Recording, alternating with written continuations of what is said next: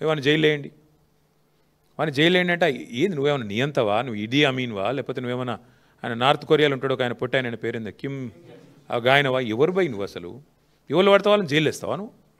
ఇంత అన్యాయం, ఇంత అరాచకం ఎట్లా కనబడుతుంది నీకు అర్థం కాదు. అంతంత పెద్ద పెద్ద సంస్థలు ఊకుంటాయి అనుకుంటున్నావా? వాళ్ళకేం వేరే మార్గాలు లేవా? అంటే నీ ఇష్టం ఉన్నట్టు మాట్లాడతా, నీ అహంకారపూరితంగా ఎవరిని పడితే వాళ్ళని జైలు వేస్తా, ఇంత అన్యాయమా? ఇంకొక దారుణమైన మాట ఏంటంటే, నేను చేసిన పథకాన్ని తప్పు పడతావా గంతోళ్ళ మీరు అన్నట్టు జైలు వేస్తా అంటే మీ తప్పులు ఎత్తి చూపితే జైలు వేసేస్తారా మీరు? ఇంత అరాచకమా? సమస్యను సామరస్యంగా ముఖ్యమంత్రి అంటే ఆయన పరిష్కరించాలి. వార్నింగ్లు ఇచ్చుడు, డాగేసుడు, కచ్చా డాగులేసుడు, ఉంటావా పోతావా అని ఇంకా బెదిరించుడు. ఇంకో పేపర్లో చూపెడతానండి మీకు కావాలంటే.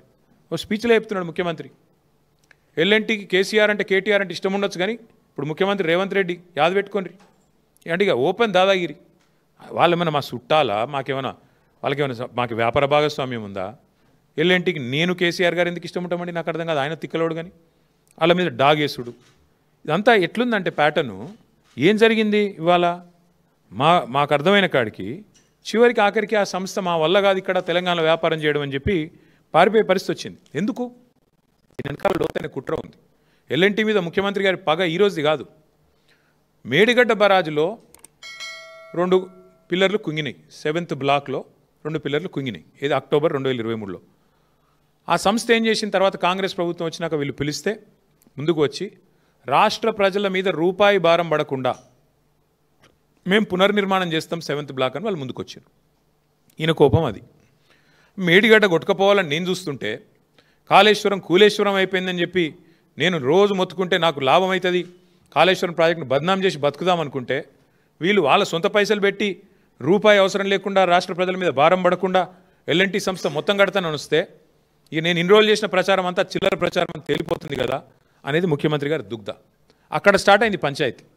అక్కడికి వెళ్ళి ఎయిర్పోర్ట్ మెట్రో రద్దు, ఆ తర్వాత ఎల్ఎన్టీ మీద మరి ఆ మేడిగడ్డ బరాజ్ మీద, అన్నారం బరాజ్ మీద వరుసగా మేడిగడ్డ నుంచి మెట్రో దాకా వెంటాడుతూనే ఉన్నాడు, వాళ్ళని వేధిస్తూనే ఉన్నాడు ఈ ముఖ్యమంత్రి. జైలు వేస్తా అంటాడు. ఈ రకంగా పిచ్చి మాటలు మాట్లాడి చివరికి ఆ ఎల్ఎన్టీ అనే సంస్థ కక్షగట్టి మరి ఇవాళ నానా యాగి చేసి వాళ్ళని వెళ్ళిపోయేటట్టు చేసింది కేవలం రేవంత్ రెడ్డి గారే. ఏం తప్పు చేసింది ఎల్ఎన్టీ? మీకు అడ్డం వచ్చిందా? మీ బాంబులేటి శ్రీనివాసరెడ్డి గారి కంపెనీకి అడ్డం వచ్చిందా? ఇక్కడ కాంట్రాక్ట్లల్లో ఏమైంది? ఇబ్బంది ఏంది?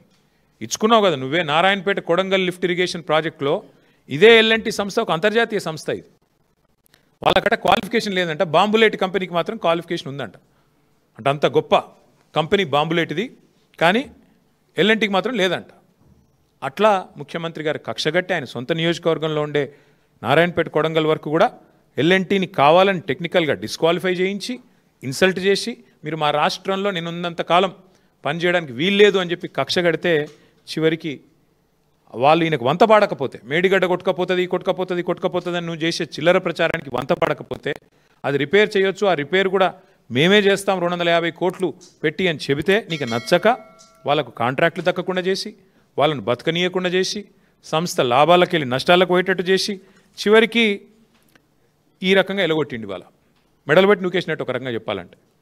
తెల్లారులేస్తే ఈ ముఖ్యమంత్రి గారు మీరు వింటూ ఉంటారు, ఖజానా ఖాళీ, నా దగ్గర పైసలు లేవు, కోసుక తింటారా నన్ను, ఏం చేయాలి నేను అని మాట్లాడతారు. తెల్లారులేస్తే అప్పు పుడతలేదు అంటే తెల్లారులేస్తే డైలాగ్ రోజు.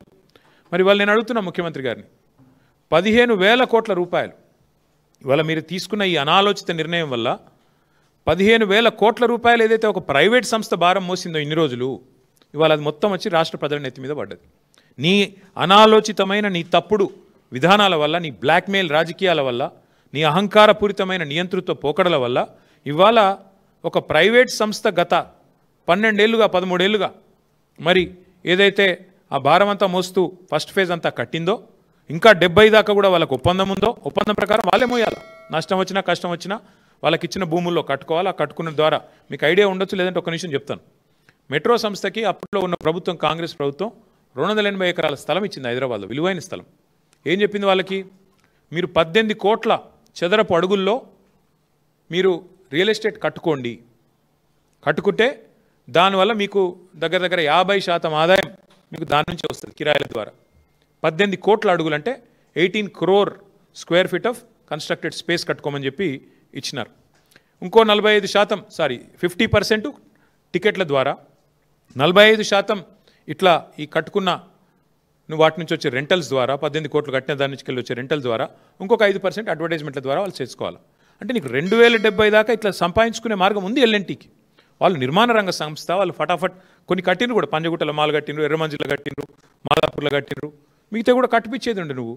ఇప్పుడు ఆ 15,000 కోట్ల భారం వాళ్ళ మీదకి వెళ్ళి నీ నెత్తి మీద ఎందుకు పెట్టుకున్నావు? నీ నెత్తి మీదకి వెళ్ళి బలవంతంగా రాష్ట్ర ప్రజల మీద ఎందుకు రుద్దుతున్నావు? ఇవాళ